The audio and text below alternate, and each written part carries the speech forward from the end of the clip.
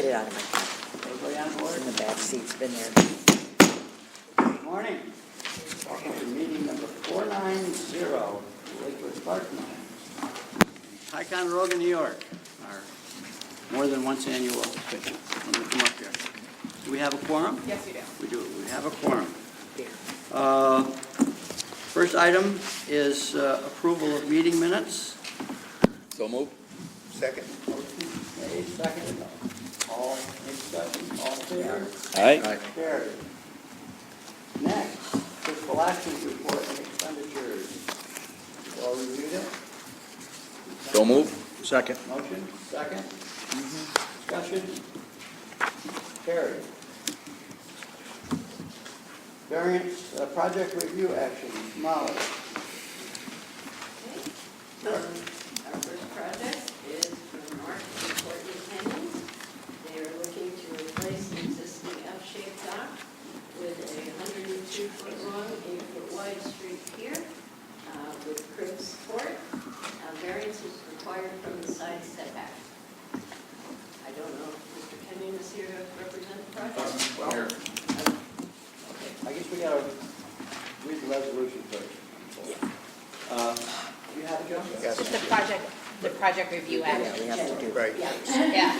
Resolution 2019-45, whereas the Commission has received and reviewed the Project Review Actions Report prepared by the staff and dated October 8, 2019, whereas the Project Review Committee recommends the acceptance of the Project Review Actions Report.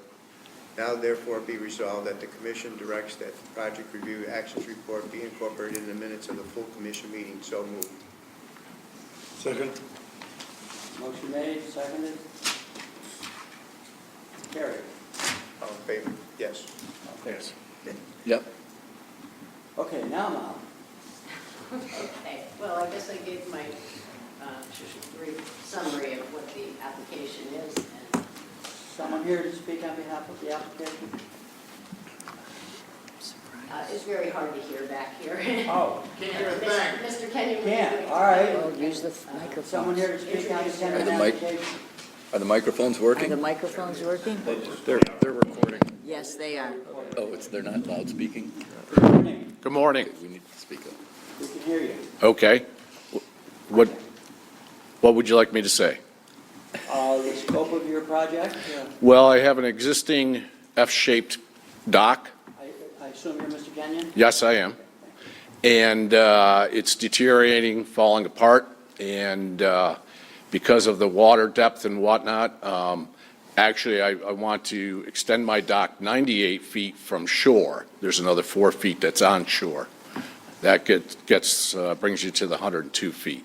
So that's my desire, to be able to dock my boat. Starting in July, the water depth drops, and I have to move my boat further and further out, and then it ends up on my mooring. And then this year, I couldn't even keep it to the Columbus Day weekend on my mooring because of the depth of the water. So, and I hope that also this will add value to my property. I'm sure, we're all aware that a dock with deep water is going to offer me more value when I go to sell. I'm hoping to sell someday to get a year-round home, bigger home, and live up there all year round. That's pretty much it. Okay, thank you. Thank you. Is there anyone here to speak on the Kenyon project? Yes, sir.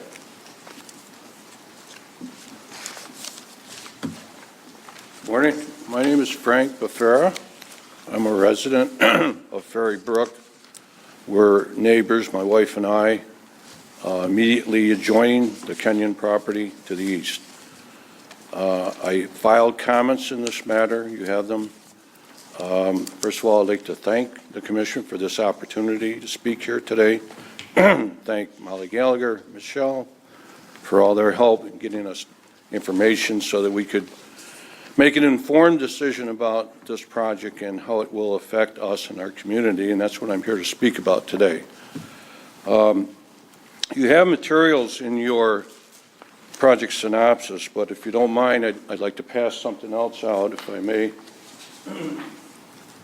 It's a This is actually in your project synopsis.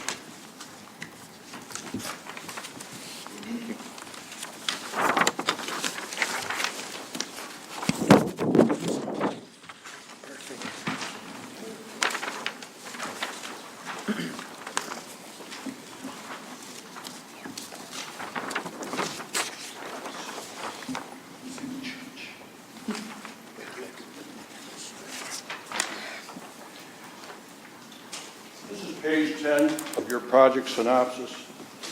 Yours is 8.5 by 11. I blew it up so that it could be viewed a little better and I could talk about it. You could hopefully see what I'm talking about. Okay, with the map oriented towards the north, starting over here on the eastern shore of the bay, this is Pickerel Bay. Some people refer to it as Sunset Bay. This is Pickerel Bay. You can see on the eastern shore of the bay, you have houses there, a number of houses, which you would expect. They all have boats. Some of them have more than one boat. Some of them have small boats. Some of them pretty much all of them have power boats. You come down that shoreline to the southern point, you see an extended dock. That's the Pickerel Bay Association, a group of boats from the Homeowners Association that park there. It's my understanding that dock has been there for many, many years. Right to the west of that Pickerel Bay dock is a launch. There's a launch right there. That's on the Washington County property. That's to just a little bit west of the Pickerel Bay long dock there. And then the major portion here that is sandy, that's the Washington County beach. Coming over to the west, you have Ferry Creek, and right along Ferry Creek is where my wife Lisa and I reside. The Kenyon property is right on this point, right up here. And then to the western portion here of the picture, you have a couple of more homes. And then there's two homes, the Roberta Raymond home and LaBrie home. And immediately to the west of the LaBrie home is a launch for Hewlett's Landing Marina. And then you have the marina. It has a number of boats that are parked there. A couple of more houses. They have boats, a couple of boats. Most everybody has a boat over here, and some have a couple of boats. Everybody obviously has guests at the lake. You would expect that. Sometimes there's more boats. My point in showing this to you, not to be repetitious since it's in your own materials that your staff prepared, is I just want you to know that this bay is a very busy bay.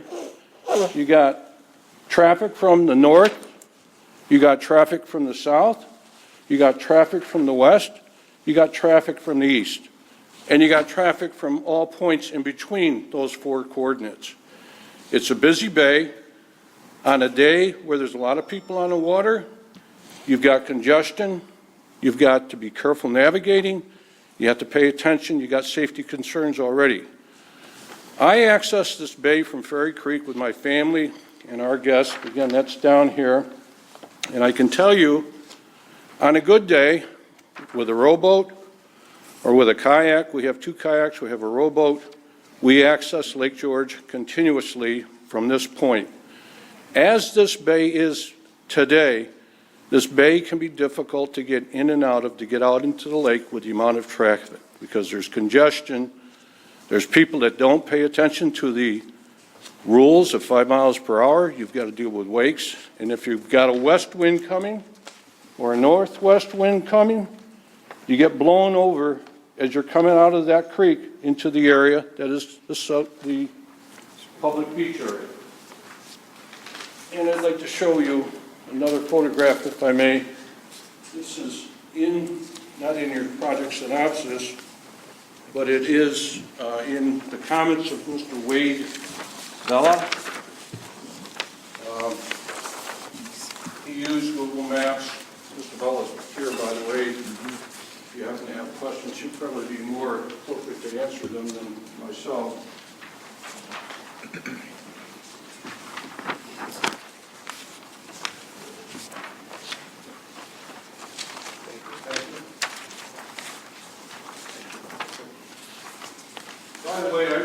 talk about the configuration of what we have there. I'd save a few minutes for my colleague, Andy Leah, who's here. He's an attorney in the firm I work in. He does this kind of work, and I think I'd like to, if I may, allow him to talk a little bit about the aspects of the application. But again, back to my comments. This, again, was prepared by Mr. Vella. That's Mr. Vella right there in the middle of the third row. On this diagram here, he used one of the maps that's in your materials, and he superimposed that red outline right there. That's where the proposed project is. He then took his best estimate of where the beach is, and that's the lines on the right where, so the proposed project is here. The beach is estimated to be here. This is, again, the Pickerel Bay Association dock. Now, coming down to this picture below the top picture, you can actually see the lines of the beach. So between these two photos, I think it makes a good representation of what we're looking at with this proposed project. And quite frankly, what we're looking at is the creation of a pinch point that's going to, let's call it a pinch point or a funnel or whatever. That's going to be right there with this project going oriented to the northeast. And again, this is from a drawing on the project. You're going to have a very limited space between the swim area and the proposed project. And you've gotten comments from 5 families that live in the vicinity of this area. Everybody is concerned about safety, congestion, navigability, and all the problems that are associated with getting in and out of the lake from Ferry Creek. And that Ferry Creek is used a lot for that. But most importantly, and I don't know if anyone is here from the county today or not, I know they're busy, have a lot to do. The county, Washington County, that owns that beach, sent this commission a letter from the chairman of the Board of Supervisors, no less. It's signed by Mr. Henke, Robert Henke from the Board of Supervisors, and it lays out concerns about this proposed project.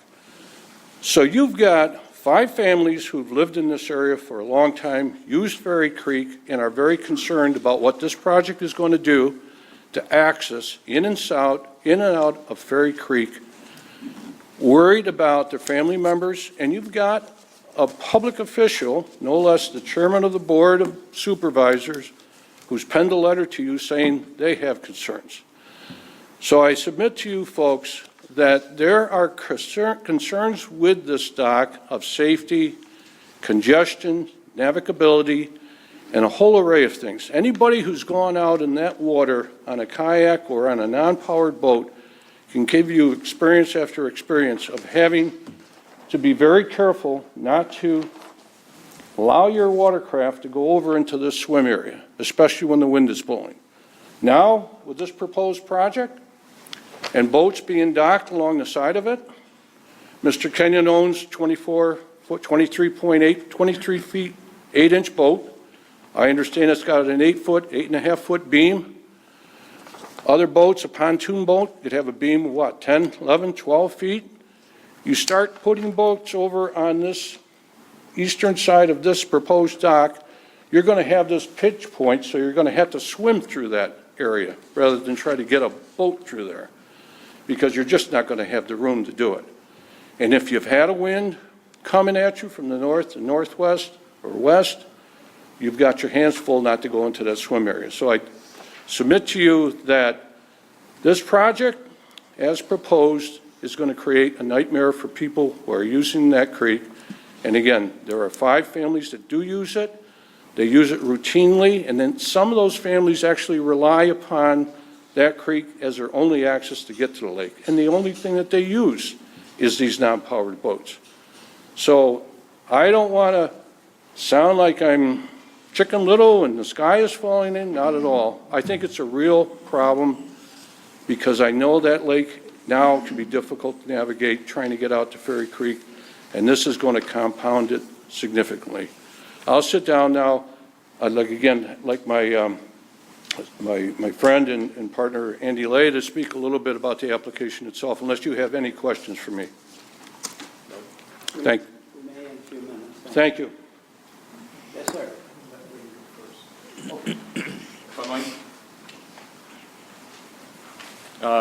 My name is Wade Valla. I prepared the handout that you have there with the red lines on it, placing the applicant's map, hand-drawn map, to scale on top of a Google map, with, again, with, as Frank said, best estimate of where the ropes are. My wife took the aerial photo that's in the second photo showing the actual, that was taken in season where you can see the ropes in place. And I think you can, between the two, you can see that, as Frank stated earlier, is going to create a pinch point. My family has been accessing the lake from our property further up Ferry Creek, from where Frank and Lisa reside, for over 40 years. My father's here. I have 2 teenage daughters who use that regularly. There's been a number of issues over the years. The north winds do create siltation in the area, do create, accumulate sand in the area, and they do, leaf debris and stick debris from the creek gets met at the end of that creek. And therefore, we did not use our sailboat this year, but we have regularly used it in the past, and the town took it upon themselves, the town of Dresden this year, to dredge out that organic matter. As far as I know, they didn't touch any volume of sand in the bottom. So we intend to resume use of that on a weekly basis. I'm teaching my 2 young daughters to sail. We're not talking about a motorized boat here. We're talking about one 16-year-old paddling while her younger sister steers the boat, or vice versa, or with one of my wife or myself on board. And I will tell you that with an unmotorized boat in a north wind, that is a challenging place to get through as is, just with Mr. Kenyon's mooring. And I have 30 years of sailing experience. The benefit of being able to launch the boat and raise the sails while standing on the ground cannot be overestimated. That is a huge benefit to us, to go to paddle to the end of that creek, stand in chest-deep water and allow someone to raise the sails and then launch from that point. If this dock is in place, that will force myself and my family to now take that boat, go out onto open water, and try to raise the sails while they're out on open water, which is an increased challenge that is just not necessary. This impediment is trying to solve a problem that has long existed. When, back to the 1980s, we brought an 18-foot gelcoat fishing boat all the way up to our camp. That became no longer possible in the 1980s. So this siltation that's being noted as the problem and the driving force of being able to dock a boat at the end of that creek has existed for decades. This is not a new problem. This is not a new hardship. So between the challenge to the accessibility and creating a permanent impediment for what is an ongoing and potentially temporary problem, because that depth that he will reach with a 100-foot dock will continue to collect siltation, and in fact that impediment will become the place where that siltation gathers, because that's where the wave action will stop. It's going to be a temporary solution, and then what? What happens 5 years from now when the depth of water at the end of a 100-foot dock is now a foot instead of 20 inches? Are we going to be back here looking for an extension, looking for some other solution? But that impediment to our travel, our egress and egress from the lake through Ferry Creek will exist for the rest of my life and the rest of my family's lives. I would ask that this be dismissed, that the request for variance be dismissed upon those grounds. Thank you. Thank you. Someone else wants to speak on this project? For or again? Good morning. My name is Roberta Raymond. and I have owned property on Pickerel Bay for 32 years. The first 25 of those years was as a shareholder in the Marina Corporation. In the early 90s, we had to dredge in order to make a lot of the docks there rentable because they were so shallow. In 2013, I bought a piece of property that borders the canyons. I bought that property in February of 2013. The lake was frozen. So by the time things thawed out and I looked at the 40-foot dock, I realized that was also shallow. We have a 20-foot boat. I have included some pictures. I don't know how they came out, what order they came out, but I thought perhaps, I know you have measurements and diagrams, but I thought maybe a picture would be worth 1,000 words as to how the bay looks in the summertime with the swim ropes out. But you can see in those pictures also, we have our 20-foot, it's a white boat, and we do have to walk it out. We have, you can see also in one of the pictures, our lower unit is raised all the way up and we're churning to get out into deeper water. So even though my dock is 40 feet long, it still is a challenge. Again, I've been in that bay for 32 years. I've always known it to be shallow. And I know that we're tight in there. We're collectively, all of our properties, we have very small postage stamp size lots. So we're packed in there like sardines. So whatever one property does is going to greatly impact the other properties. So the other, and I know you've heard about the navigability, the accessibility, the maneuverability, and I'm sure we've all agreed on that. I'm sorry I came in late. The other point I want to make is that I see in the Kenyans' comments, they are concerned about raising their property values.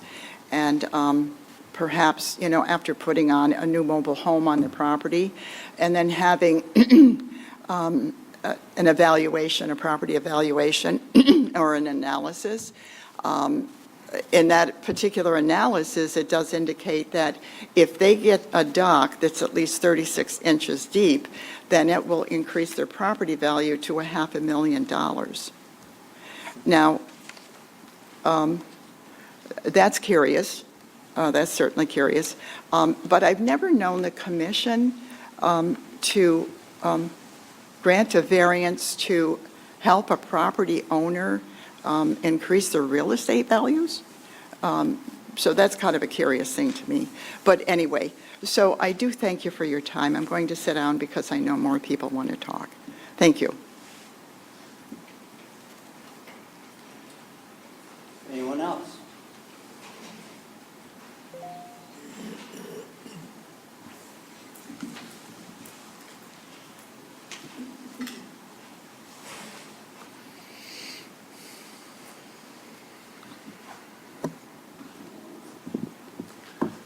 Good morning, Mr. Chairman, members of the Commission. My name is Andrew Lea.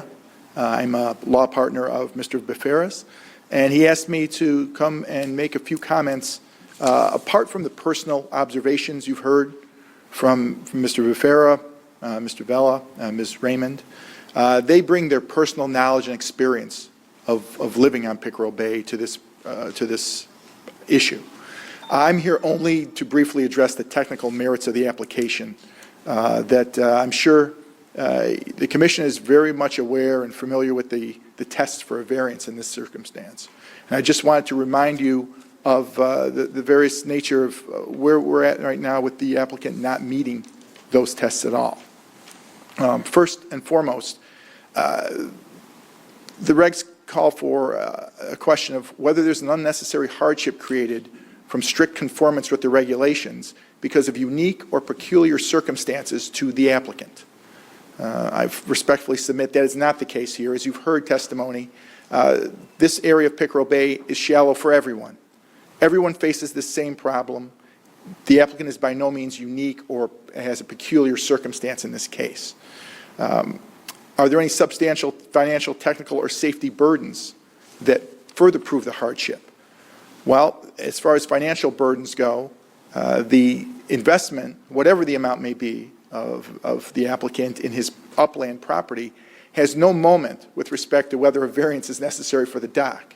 As Ms. Raymond has noted, this is not, the purpose of a variance is not to simply increase the value of the real property for the applicant.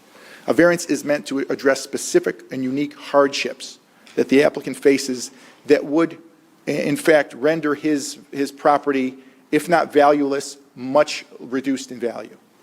And in this case, the applicant himself has submitted today in testimony and in his October 17th response to the comments raised by the public, he said, "My short-term plan for this new dock is to provide me with deeper water. Long-term plan is to add value to my property so that I can sell this property and purchase a larger year-round home." I respectfully submit that in and of itself helps undermine the need for a variance here. It's not meant for his enrichment, so to speak. As far as the technical burden goes, I would point out that the applicant has offered no evidence to this commission that a 100-foot-long dock or 98-foot-long dock is essential here. He hasn't provided any evidence that a 70-foot dock or a 50-foot dock or even a 20-foot dock is essential. On September 18th, Ms. Gallagher of the commission sent an email to the applicant asking him for more information. She noted he needed to discuss the alternatives for the project, and amongst those also include elevations so that we can show in a sketch of your boat vis-a-vis the dock location and what the elevations are. Now, when she said elevations, she didn't just mean the mean high water and mean low water, because that's all the applicant has on his sketch that he offered in response. She was talking about, and I don't want to put words in her mouth, but typically you would ask for spot depths all around the dock and perhaps 10 feet in 10-foot increments all the way out to the 100-foot or further in order to demonstrate and prove to this commission that the depths are such that there's no possibility of getting your boat in there. What does that take? Well, basically a string with a weight on the end of it, or a tape measure with a weight on the end of it, dropped in the water at various depths, and you just plot the points. It's not that difficult. However, it is very informative to this commission because it lets you see what the extent of the hardship is. If it turns out that the applicant needs less than 100 feet, in this commission's opinion, then under the variance criteria, your first instinct would be to give him less than what he's asking for, but just enough to accomplish the motives that are stated here. His motives, unfortunately, appear to be more financial in nature than they really are practical hardships. But in this case, he hasn't given any evidence to you of any elevations or any depths in that immediate area that would allow you to make an informed decision as to whether 100 foot is necessary, or 80 feet, or 70 feet, or even 20 feet. With respect to whether there is a minimum necessary variance to alleviate the hardship, again, back to my point of he hasn't provided the information to you to enable you to justify that. I would note that in his original February 2018 proposal for a dock to this commission, he simply wanted a 20-foot extension on the end of his existing 28-foot dock for a total of about 48 feet. That was in February 2018. Something changed since, and now all of a sudden he can't live without the 100 feet requested in this variance. I would say there's no evidence to show why 48 feet was okay a year and a half ago, but why 100 feet is necessary today. The applicant is also required to show that the project is reasonable and necessary and won't damage the natural resources. Well, we've already seen how, and Mr. Vella has described how the 100-foot placement of the dock is not going to alleviate the problems of shallowness in that area of Pickerel Bay. In fact, it'll only exacerbate them. And Mr. Chairman, I should say the chairman at the Vol decision that was noted from earlier this summer noted that cribbing, he said, is nothing but problems, a crib dock. The applicant has asked to have crib this dock all the way out to the 100 feet. Ms. Gallagher has suggested at least removing the first two sections closest to shore and making those stake instead of crib. But I would submit that given the prevailing winds here and the sediment blows from the northwest to the southeast, the cribbing a dock all the way 100 feet out is just going to present more problems in terms of flow, the natural flows of sediment that happen in a lake such as this. Will the dock have an adverse impact on public health, safety, or welfare? You have the comments on record the written comments from the public. You have the statements today. A choke point or a pinch point is being created with the extension of this 100-foot dock. It's unnecessary, it's unreasonable, and it creates a safety impediment to both swimmers in the swim area of the county, to persons seeking to navigate through to Ferry Creek, and to any other boaters in the area who might not be as familiar with all the intricacies of that area of the bay as the persons who live there for all these years. We have to think of those persons, guests, visitors, tourists, something like that, who's not familiar with the area. What kind of a hazard does it impose for them, as not simply for the persons who are longtime residents there? Will the dock alter the essential character of the area? Only to the extent that it would constrain the navigation there and cause a new problem that persons who aren't familiar with the area would be able to, would have to overcome somehow. Will it lead to congestion in the park? You've already heard testimony that Ferry Creek is frequently used by at least 5 families who have family, have guests, other persons who use it. And you have all the other existing navigation going on there from all directions of the compass. And again, you have a choke point. And I think the objective in terms of navigability is to try to avoid choke points and make things free, open, and easy access for everyone, skilled boater or novice alike. Finally, will the dock have an undue impact on the visual in the neighborhood? Yes, it's a dock. You would expect to see a dock on the lake. But when it's much longer and much more obvious than all the other docks surrounding it in that particular area, that can present a little bit of a visual impact. That impact would be exacerbated if you have a number of boats at the dock on a continual basis. As you know, a 100-foot dock will host quite a few boats. And one of our fears is that this is just a hop, skip, and a step from conversion to a Class B marina, which we already have marinas, marina directly to the west. We have a homeowners association directly to the east. This is just, we would want to make sure that that never happens in this case. It's unnecessary, and it would be a tremendous burden on the area to have more than 1 or 2 boats at that dock for any extended length of time. It would only serve to shrink that choke point even further and create problems for the swim area as well. So again, the technical merits of the application, as you cite them in your regulations, haven't been met here on a number of different fronts. We respectfully submit that this application should be denied in its current configuration. If the applicant wishes to come back with some type of a proposal to amend his application, we'd respectfully request that this commission grant a new round of public comment so that the public would be able to speak in an informed manner about any type of changes in the application. Otherwise, thank you very much for your time. I appreciate it. Thank you. Is there anybody else who speak in support or not support of this particular project? All right, now Here's somebody. oh, I'm sorry. Good morning. I'm sorry I'm a little late. My name's Richard Masajan. I'm one of the homeowners on the creek. My kids have been using access onto the creek for the last 15 years approximately. My concern here is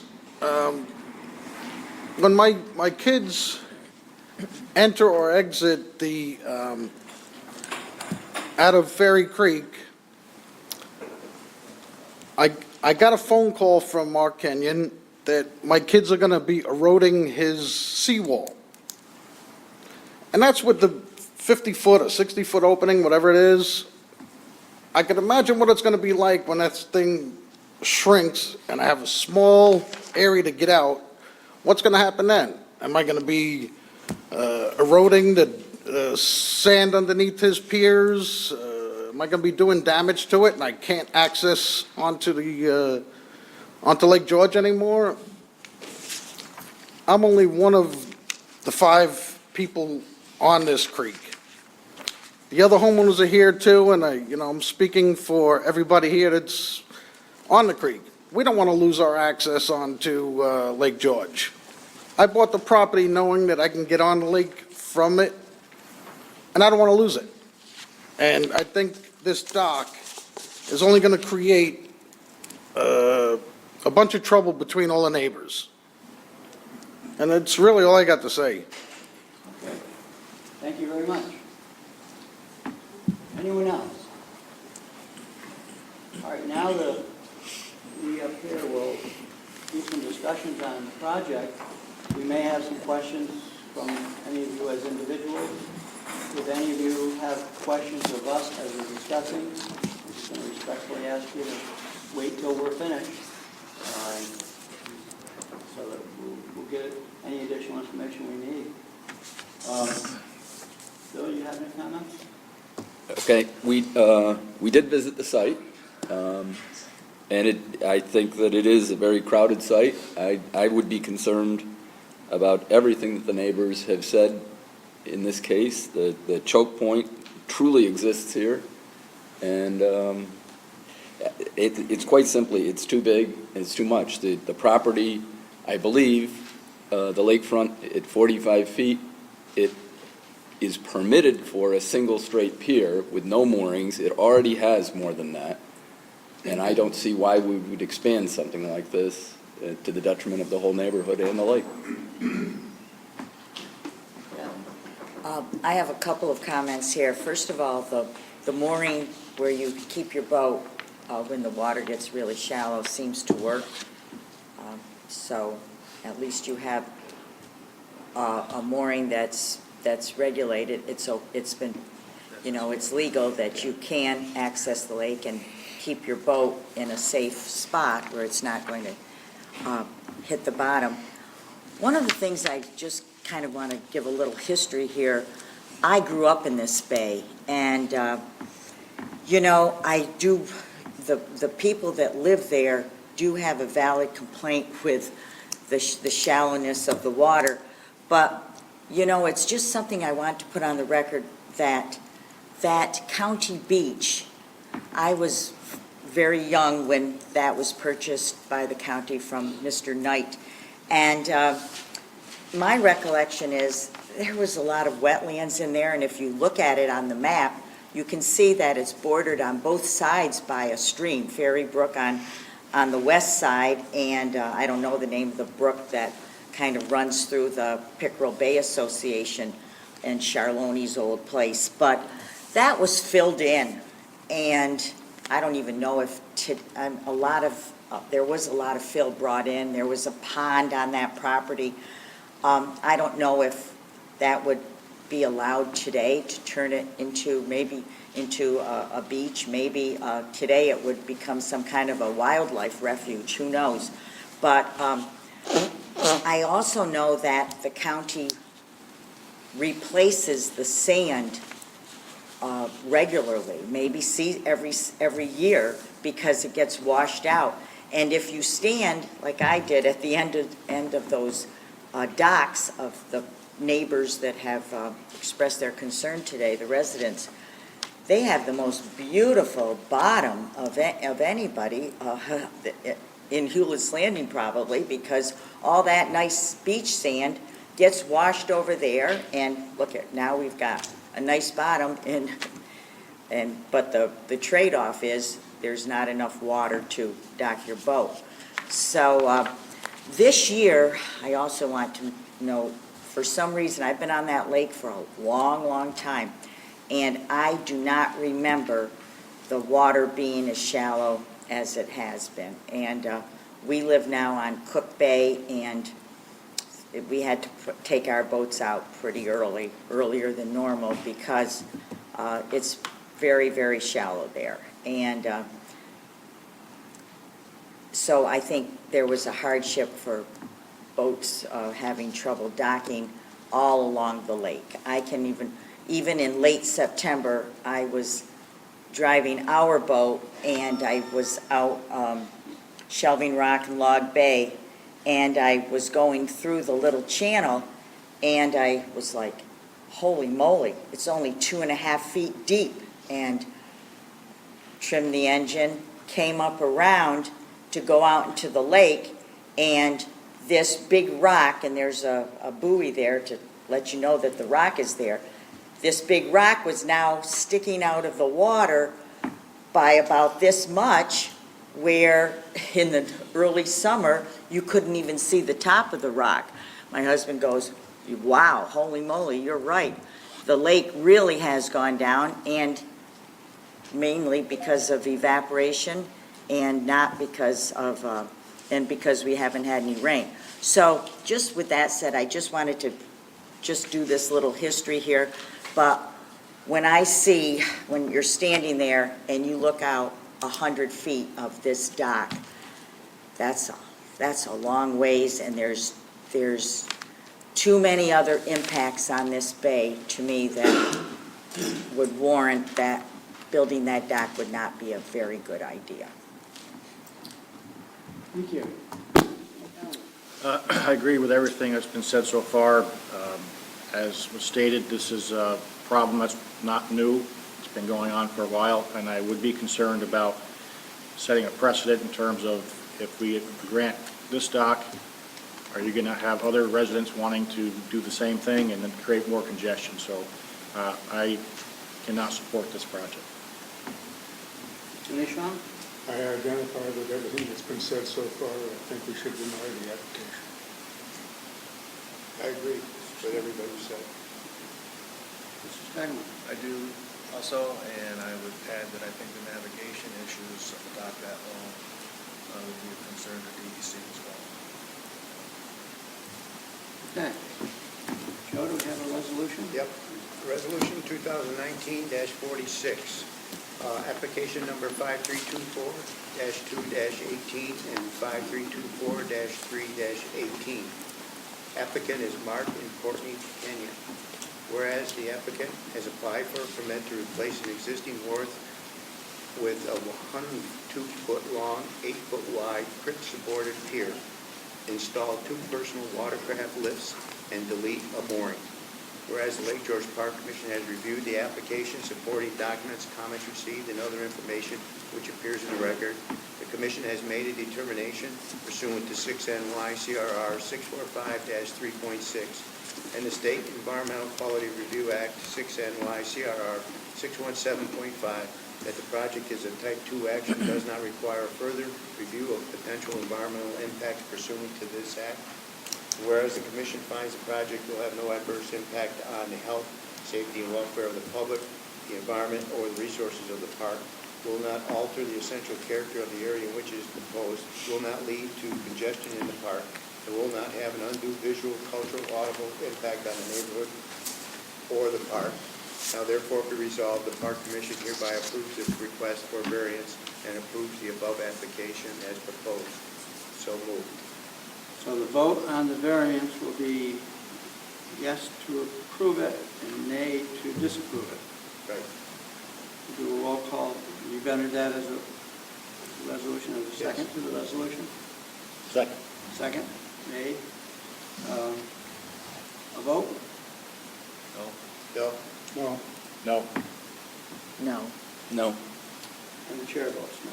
So it is unanimous that the application be denied in this form. Moving on. Class A Marina modification submitted by Joel Jordan, and that is Mr. Joe. Yep, so this is an existing Class A marina offering winter boat storage for 50 vessels. Mr. Jordan has applied for a modification to add an additional 25 vessels for a total of 75. And Joel's here in the audience. Joel, if you don't mind, please approach the mic and discuss the project a little bit.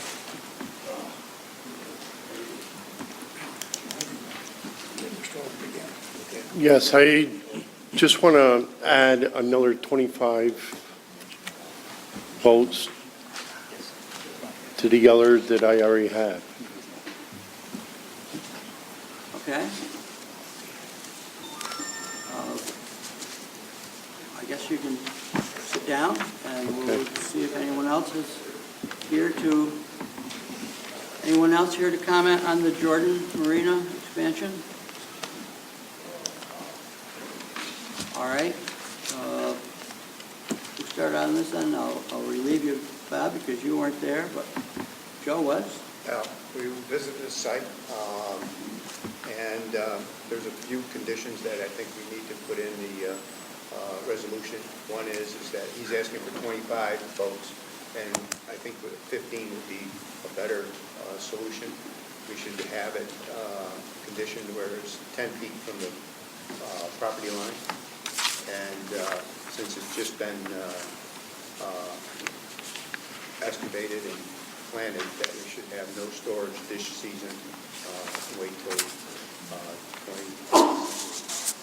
So those are the conditions I think that we're going to put on the resolution. Three conditions. Yep. Jim? Agree with that. Okay. John? Agree. I still have a little concern about what the Lake George Land Conservancy has written, and I just want to put that into the record that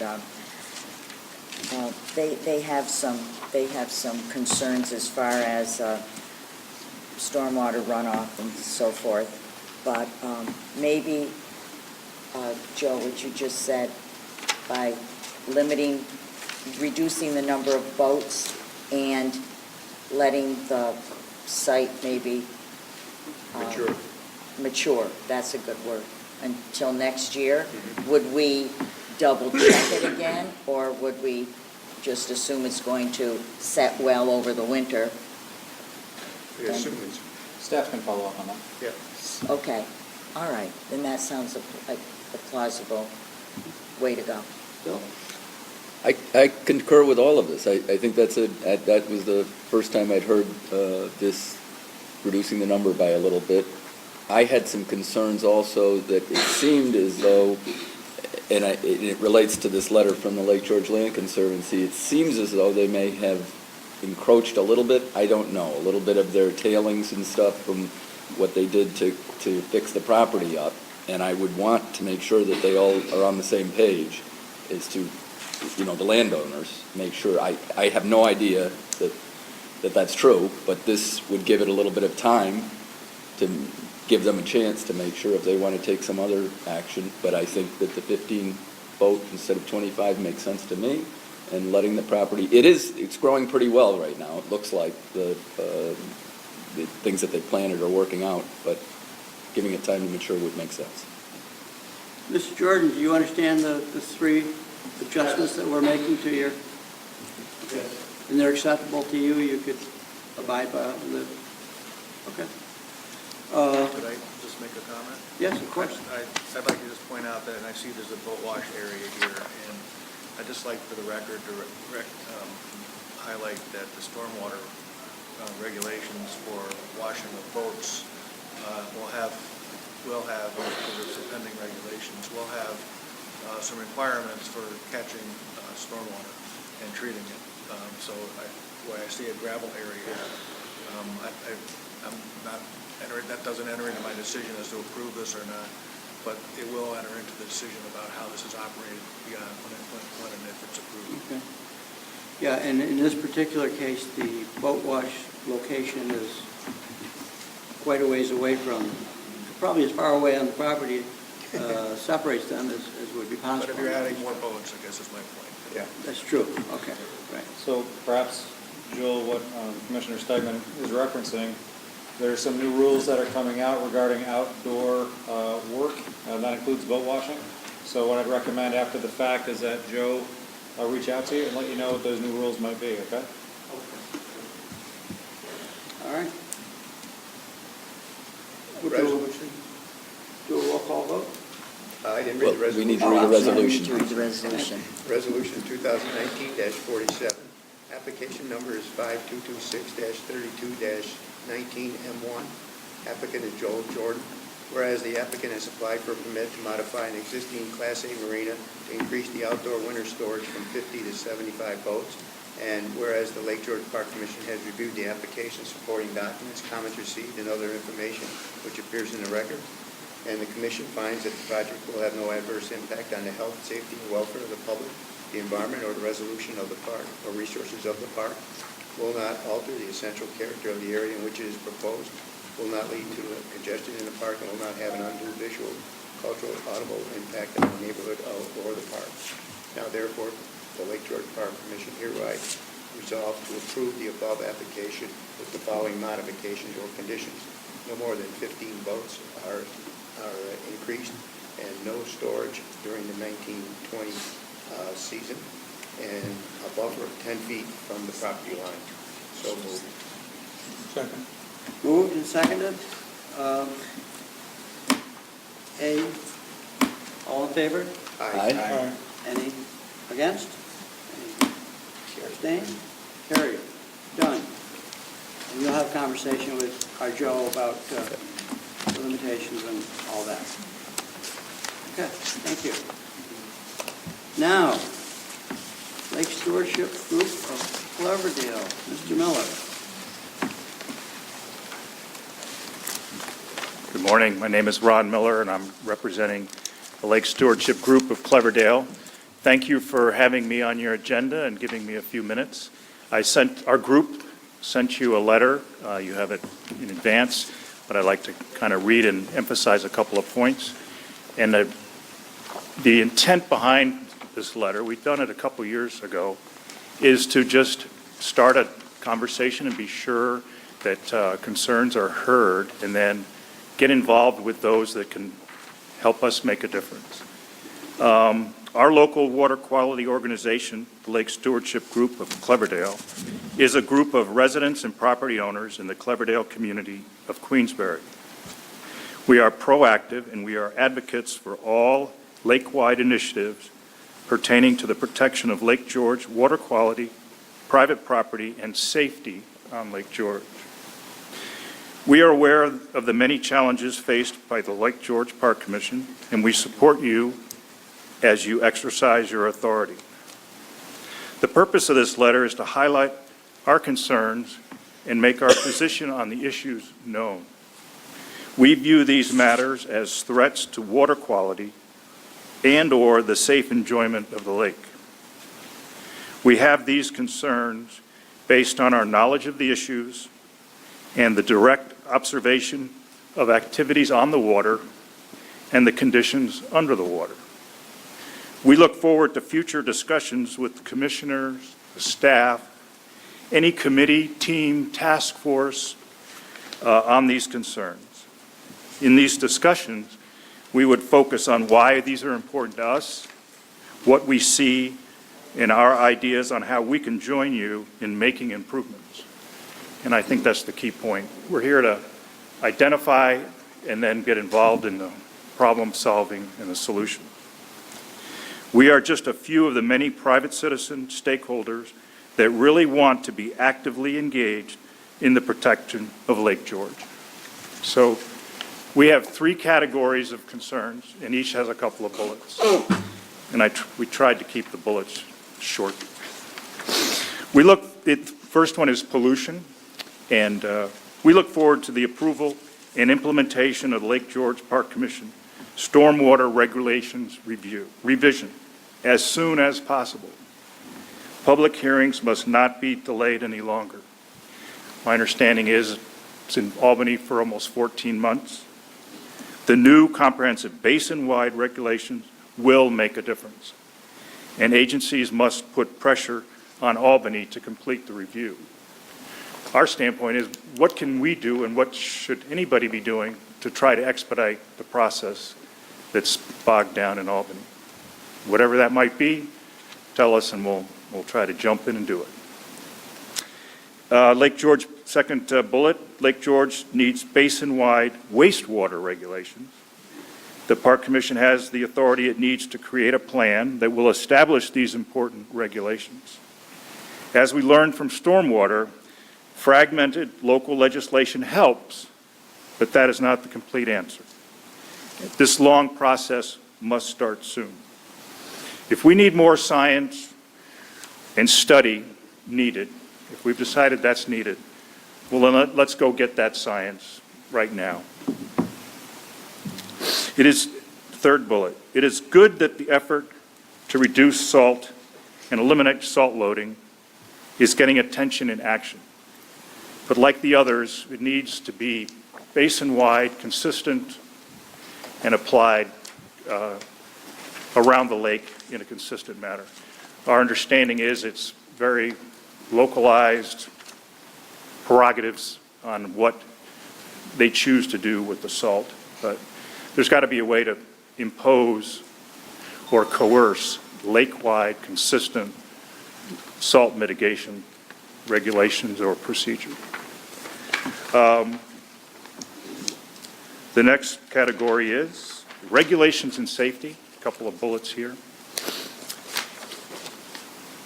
First bullet, reckless operators of PWCs terrorize our shoreline.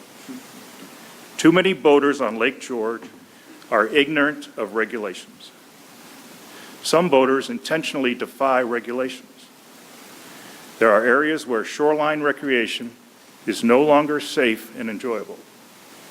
Park Commission reports and data show that the performance of law enforcement and emergency services on the lake is excellent. This is based on the resources deployed. However, more can and should be done through additional resources, technology, and continuing education initiatives. If we can have a SALT summit, let's have a boating safety summit. Let's really dig deep, get people involved, listen to the professional commercial operators, and then the residents and the boaters, and really work at making it safer and better. It's a big lake. We can't be there. We can't cover everything. We can't see everything. That's kind of where law enforcement is. But that doesn't mean it's not happening. That doesn't mean what people aren't dealing with is a terrorized shoreline by PWCs. And many people are in that situation. Second bullet, very large vessels on Lake George are a threat to the safety of the boating public. Oversized vessels cause damage to private and public property, and they easily overwhelm areas already overcrowded. Now that's a pretty clear description of some people's beliefs, but again, it comes from just flat out experience and observation. And it's not going to go away. The issues aren't going to go away. So I really think there needs to be some kind of proactive, in-depth understanding of what the problem really is or what it really could become. Okay, third category, invasives. A couple of bullets. First is we're asking the Park Commission to continue their fight to eliminate and eradicate, of course, invasive species. But we would like to emphasize stopping the spread of invasives by boat anchors and other causes yet to be determined. If we have areas of known infestation, we believe they need special restrictions. There are areas around the lake with special restrictions. We should apply some where appropriate to known infestation areas. Second bullet, lake-wide stakeholders want their voices heard, and they are ready and willing to participate and contribute to the fight against invasives as demonstrated by our harvesting of Asian clams in Sandy Bay. The task forces for zebra mussels and Asian clams are inactive. That's our understanding. We believe there should be an all-inclusive invasive species task force established and representation from citizen stakeholders from around the lake. So I think bottom line there is we have an awful lot of people that just don't want to stand by and watch or hear the status quo. They want to go dig, they want to go learn, they want to do whatever it takes. And I really think there ought to be a task force of some sort around the lake, maybe organized by this commission, that people can participate with. Well, thank you for your attention to our concerns. We certainly recognize the incredible progress that has been made in recent years, and we appreciate the Lake George Park Commission leading the way. So, thank you again for your time. Ken, can I make a comment? Oh, yeah. It'll be quick. Director, sure. Yes. Yes. Mr. Miller, to reassure you, as Yes. far as the salt efforts around the lake, I've attended quite a few of the salt conferences, and I was at just for an example, I was at the Dresden Town Board meeting a week ago, Monday night, and that's for the whole Hewlett's Landing Basin up on the northeast side. They passed their town board passed a resolution. They're also employing the new smart plows, yes, that scrape down so they don't have to use so much salt mixture. And they've also brought the brine on board. And from my talk with Chris Nowitzki, the waterkeeper, I'm pretty sure the municipalities, all 7 of them around the lake, are right into this 100%. So that should make you feel better. Absolutely. The more we can understand exactly what's going on, the better we can express our concerns. It just seems we're relying on each municipality to do something to the level they're comfortable with. And that's the same kind of thing we had with the stormwater and so on and so forth. We're looking for it to be consistent around the lake. If we're going to get there that way, that's great. Well, they've reduced the amount of salt considerably. And the nice thing that when Dr. Rillier spoke at the last meeting, he had mentioned, I had said, well, will it leave the lake? And it will, because the lake travels north and all that salt will eventually go out the end, up here, Ticonderoga, down the Lachute. So. Thanks, Kathy. Thank you. We appreciate your letter, and we really appreciate the fact that there are not too many, but groups such as yours that take concern of your own neighborhood plus the entire lake, and this document will. Thank you very much. I'll close by just saying I really like the idea of a boating safety summit. We have commercial operators, we have PV operators, we have citizens, resorts, very much like some things got together in the past, but that would be a nice educational opportunity. Because I and some others sat with Joe Johns, and we learned a lot from him about what he sees and what he can do, and hence our observation that we have excellent efforts going on, and there's just so much more you could do with resources and technology and education that we would hate to see just not get involved in that. And again, thank you for your time. Thank you. Next, Law Enforcement Committee report. If I do a short report, would you read the resolution for me, please? Yep. Law Enforcement Committee did meet, and we discussed some various items, such as a couple of new engines on a boat that aren't costing us any money, coming to us from Parks and Rec. The fact that we still currently have a patrol boat in the water for emergencies or whatever cause, and it will be there until at least the end of the month, and perhaps a little beyond that. Some buoy issues. And I guess we went into executive session for a short time and discussed some specific enforcement issues. And with that, we have a resolution. Resolution 2019-48, whereas the Law Enforcement Committee met October 22nd, 2019 to review matters pertaining to the Lake George Park Commission's Marine Patrol and the Commission's law enforcement program, whereas the active law enforcement cases and their status were reviewed in executive session, and the Law Enforcement Committee has reported on the results of that committee meeting at this full commission meeting, and the Law Enforcement Committee recommends acceptance to this monthly law enforcement report. Now therefore it be resolved that the commission accepts the report of the Law Enforcement Committee. So moved. Second. Moved. Seconded? Second. All in favor? Aye. Any nays? Carried. Kayak flags for commercial operations. I will never be able to think of a kayak flag without having Steve Romant's face flash in front of my eyes. Kayaks on Lake George are like daylight savings time.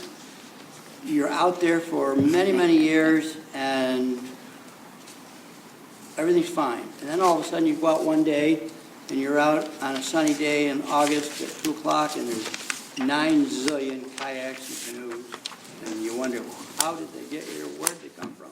What are they doing, and why can't I see them? And that's been an issue. We've been discussing it for too long, probably, I'm sure. But today we're here to pass a resolution that will require flags of certain size, dimensions, etc., to all commercial kayak operations. And I believe the resolution also encourages all kayaks to configure to this resolution. So with that, Joe? Resolution 2019-49. Whereas the public safety of all boaters on the waters of Lake George are a top priority for the Lake George Park Commission, and whereas the usage of paddlecraft such as kayaks and canoes on the lake have been on the increase over the years, these crafts can be difficult to see at times, particularly in rough water and low light conditions on the lake, and the flags off. Whereas flags off the stern of such craft can increase the visibility of these vessels, potentially reducing incidents with motorized vessels. And whereas, according to the commission records, there has been a number of boater accidents over the past several years involving motorboats and paddlecraft related to visibility issues. And whereas many Lake George marinas allow the use of rental of kayaks and canoes for their customers, it is in the interest of all parties that the users of these craft are safe as a reasonable possibility. Now therefore be resolved that the commission finds it in the best interest of the public that all canoes and kayaks from all Lake George marinas are equipped with commercial available flags to increase visibility with a pole measuring no less than 42 inches in height, and resolve that all Lake George marinas will have such flags on all of their public use canoes and kayaks in place for the 2020 boating season. So moved. Second. Motion made, motion second. Any discussion? Has there been any public comment or? Yeah, there has been. Yeah. Over the years, We've had some. been a lot of public comment. Steve has been carrying the ball for about 3 years now. And I'm sure that he's glad that we're doing this morning. Have you heard anything of opposition that is notable? I don't The think so. only opposition that we've heard is from individuals with their own kayaks, especially the more sport-oriented ones, that they can actually enter into a roll condition, or longer touring kayaks where they feel, rightly or wrongfully, if they went into a roll situation, the flag may hinder their ability to come back up. I heard that from 2 individuals. The other side of things were the difficulty in administering flags for individuals coming from outside the area, say it's New Jersey or anywhere really, that don't know the rules. How would that work with our law enforcement community? It'd be difficult to do. So I believe what the commission's take after we had a pretty good public information meeting a few months ago was that let's start with our regulated entities, because quite a few of the more inexperienced kayakers come from areas that they're renting or they're getting it from a motel, so they're a little bit more likely to have troublesome issues than some more experienced kayakers are. So I think this is where the commission wanted to start out with. I got a call from Commissioner Nishaw yesterday about this very point, which is, are we done with this issue right now? And I don't believe that we are, but I think this is a good starting spot to have those commercial operations have that in place, and that our patrol and the general public can find out really if this is of full value and it makes sense to go broader in the future. Thank you. Dave, can I also, Bob, Mrs. Iago, I think she owns the Lake George Kayak Company, had brought to our attention that you can put a reflector stickers on the paddles, and people said that they were very effective. So that's just something down the line, too.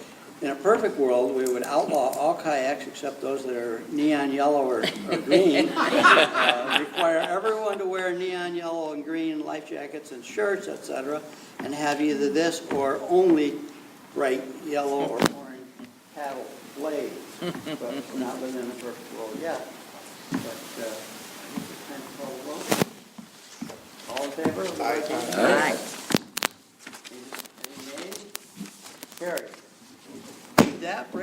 to, Mr. Armando. oh, I'm So- sorry. Sure. We wouldn't be able to stop you if we could. Hey, thanks, Ken.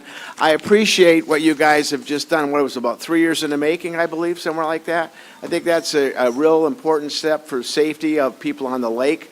I don't think we need to read about any more accidents. I was hoping we don't have any more. Carol, good thing I'm raising about the paddles again. We talked about that at the last meeting, and encouraging the local residents as to start becoming a little safer out there also, so we don't have any more problems. But again, you're to be commended on that action, and thank you very much. Thank you for keeping us going. Okay, public comment. Can I just ask, does that include stand-up paddleboards? Good question. Stand-up paddleboards. No. Stand-up paddle boards and, We talked about that a few times. I'm not sure that we've come to that final determination. Our lieutenant has noted a couple times that, of course, when people are up on their stand-up paddle boards, that they're highly visible, but there's oft times where they're laying on their paddle boards. So I guess my answer, and I don't speak fully for the commission, is I'm not exactly sure if that's going to be included in this as of yet.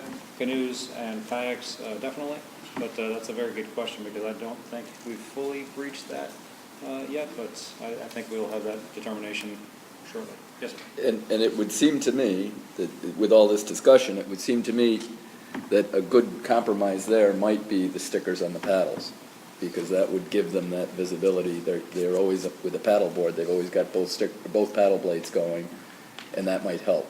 Because yeah. I do recognize that a paddle or a flag on a paddle board might make things a little more difficult.